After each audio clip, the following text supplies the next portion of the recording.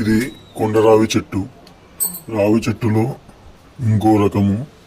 కొండరావి చెట్టు ఒక సాంగ్ ఉంటుంది, చాలా అద్భుతంగా ఉంటుంది. ఈ కొండరావి చెట్టు రావి చెట్టు ఫ్యామిలీనే. ఈ రావి చెట్టు లాంటి ఈ ఫ్యామిలీని మనం కాపాడుకోవాలి. కొండరావి చెట్టును నాటండి. వాటి ఈనెలు చూసారా ఎలా ఉన్నాయో, చాలా ఒక స్పైడర్ షేప్ లో ఉంటాయి ఈనెలు కూడా. ఓన్లీ ఇది ఎడ్యుకేషనల్ పర్పస్ మాత్రమే.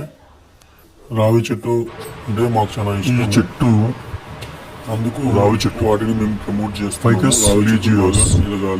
ఈ చెట్టు చాలా పవిత్రమైన చెట్టు. అశ్వత్థనారాయణ వృక్షం అని కూడా అంటారు. ఈ చెట్టును కాపాడుకుంటే మనం మన సాంప్రదాయాన్ని కాపాడుకున్నట్టే.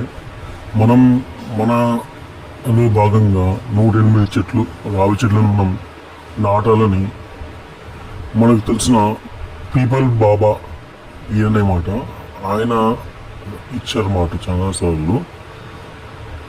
చాలా బాగుంటుంది.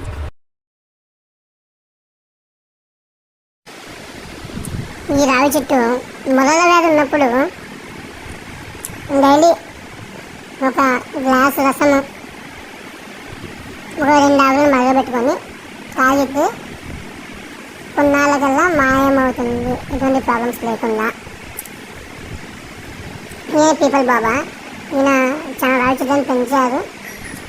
రావి చెట్టు మనం గుళ్ళో వేస్తామంటే అది ఎంత అపవిత్రమైన వృక్షమో ఆలోచించండి.